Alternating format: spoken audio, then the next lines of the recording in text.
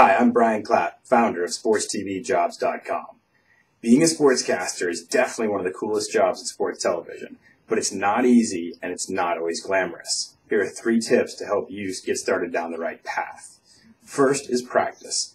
I know that sounds obvious, but really what we're talking about is practicing the right way.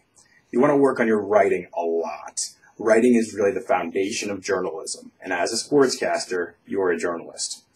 The way to practice is, look at the schedule and see what the most important events of the day are. Game highlights, news stories, and write those. Write lead-ins to the game highlights and write the news stories out. Then watch shows later on that night, ESPN, Comcast, your local news, and compare what you've written to what they've written. Do this over time, you're going to start to realize how to craft a good lead-in, how to craft a good news story, and make it compelling. Then use your DVR to really help you with game highlights. Use technology to your benefit. Watch the highlights. See kind of what happens. Write down the basics. Kevin Garnett dunk, Albert Pujols home run, and then go back and watch them again with the sound off and practice saying them over and over again. Work on your pace. Work on your voice quality. Work on your passion. Really let that come through. And the third thing under practice is to use your webcam. You always used to be people would practice in front of the mirror. Well, now you can record it.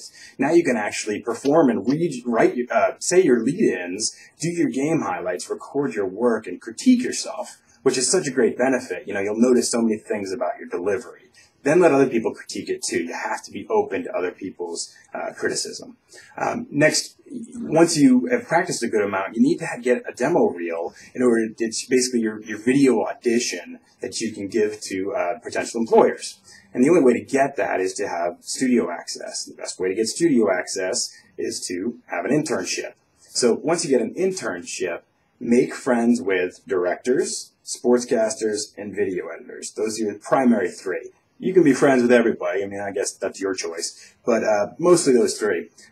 Directors are going to help you understand the holes in the production schedule. So where there's openings where you can get on set and practice some. Sportscasters can watch what you do and give you feedback. They can be a mentor to you, and they can point out a lot of things you might be doing wrong or bad habits you're picking up. And then finally, a video editor will be able to kind of bring it all together for you onto one reel. So take all the disparate pieces you've done and put them together for you and make it look professional.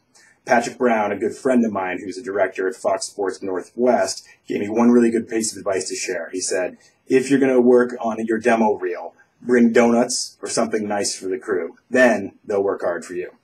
Last thing, now that you've practiced a lot and you've got your demo reel, you have to be strategic about where you're going to look for opportunities. There are 210 local TV markets, but not all of them are going to provide a great sports opportunity.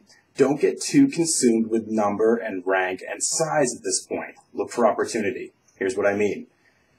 Albany, New York is the 58th largest market in the nation. So that's a great number. But it's more of a news place. You're the capital city of New York. If you're covering sports, you're going to get some small colleges and some minor league hockey. Nothing that's going to really jump out on your demo reel when you start sending it out to employers for your next job.